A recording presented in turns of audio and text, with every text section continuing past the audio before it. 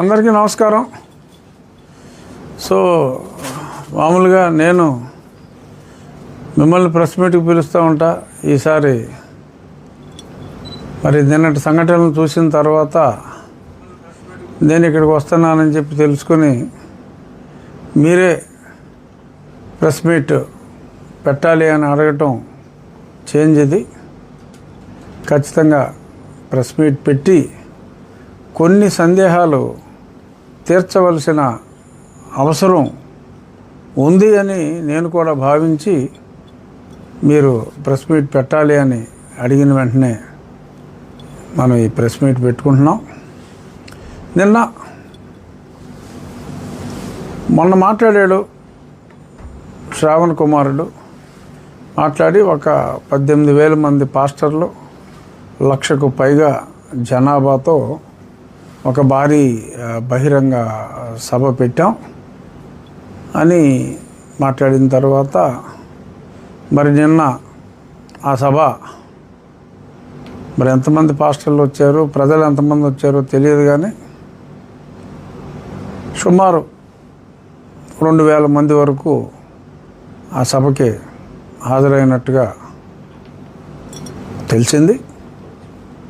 2,000 లోపు. స్టేజ్ మీద బాగానే ఉన్నారు, 40-50 మంది వరకు స్టేజ్ మీద ఉన్నారు. అక్కడ చాలా అతను సరే అతను కూడా అనుకున్నాడు, అవును నేను లిల్లీ పుట్టినే, నువ్వెంతున్నావు, నీ శరీరానికి వస్తే ఎన్నో ఊర్లకు సరిపోతుంది. బహుశా మరి అతని కుటుంబం మాంసం అమ్ముకునే కుటుంబమేమో నాకు తెలియదు. అతని పూర్వపరాలు సైజుని బట్టి ఎన్ని ఊర్లకు సరిపోతుంది అనేది ఆడు బాగా ఎస్టిమేషన్ వేస్తున్నాడు. లిల్లీ, ఓకే లిల్లీ, నీ వ్యాపారం నీది, ఎంతసేపు నువ్వు ఆదరిస్తూనే చూస్తావు, చూసుకో, ఇబ్బంది ఏమీ లేదమ్మా. తర్వాత చాలా దారుణంగా వేసిన నింద ఏంటంటే, ఏదో చెత్త కామెంట్లు, అది నేను పెద్దగా పట్టించుకోవాల్సిన అవసరం లేదు. నింద ఏంటంటే, నేను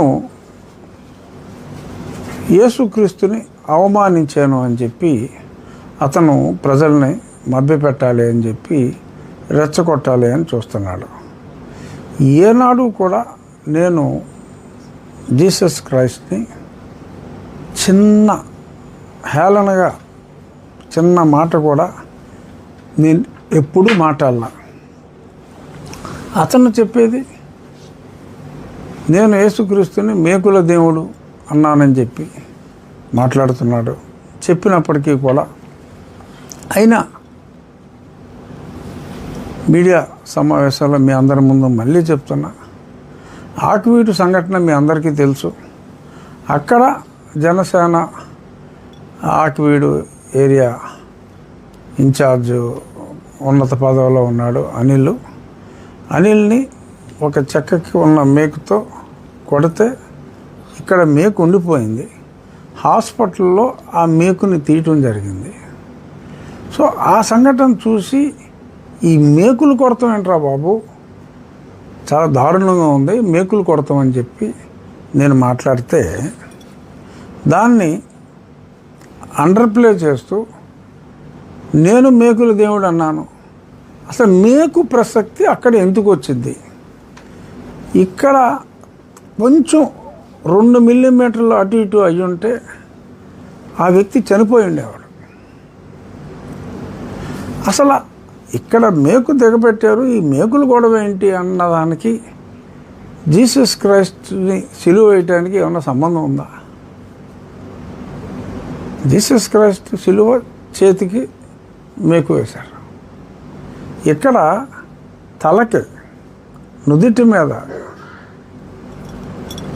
సో మేకు దగ్గొట్టారు. అసలు దానికి దీనికి సంబంధం ఏముంది?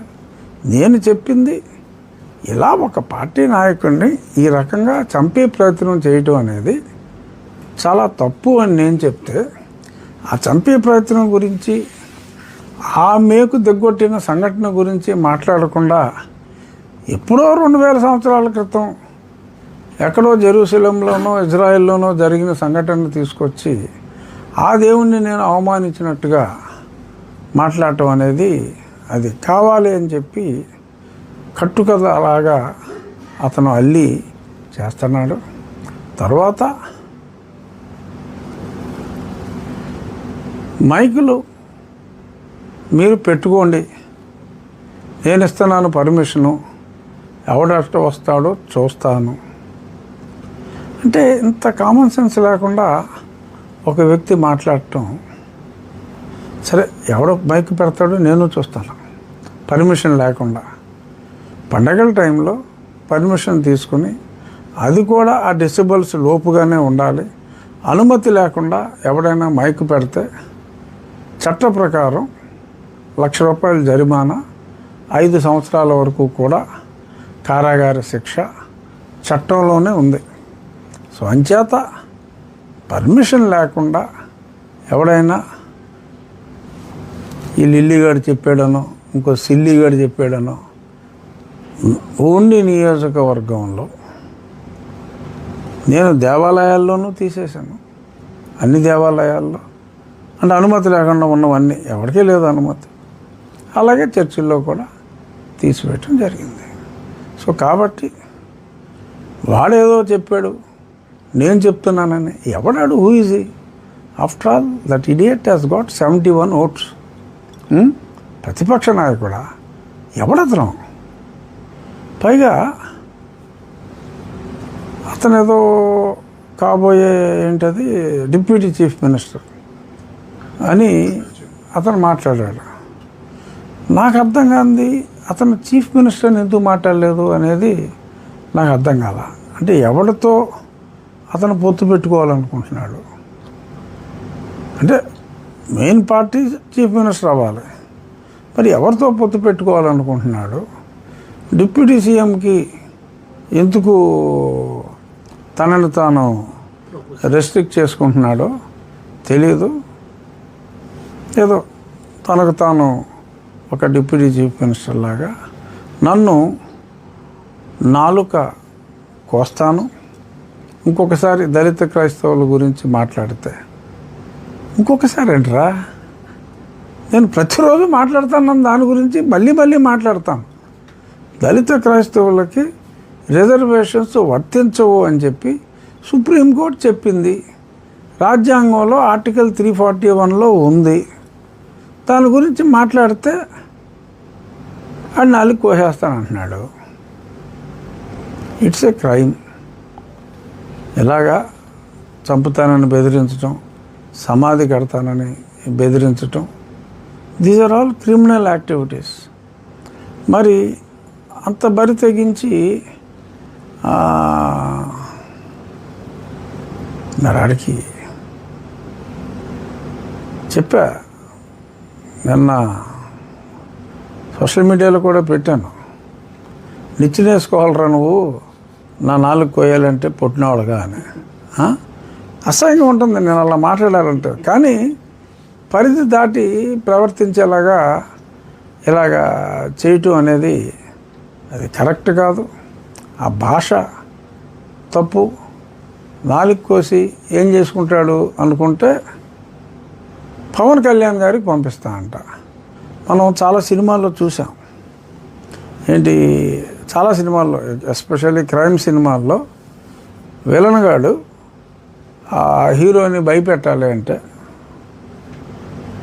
ఆ హీరోకి బాగా కావాల్సిన వాళ్ళని ఎవరినన్నా, వాళ్ళ తమ్ముడిదో అన్నయ్యదో ఎవరిదో చెల్లెలు భర్తదో ఏదో ఆ టైప్ హీరోకి క్లోజ్ క్యారెక్టర్కి ఏదో ఏదో ఏలో కాలో ఏదో ఏదో తీసేసి పార్సిల్ చేసి పంపితే హీరో భయపడిపోతాడని చెప్పి వెళ్ళను అనుకుంటాడు.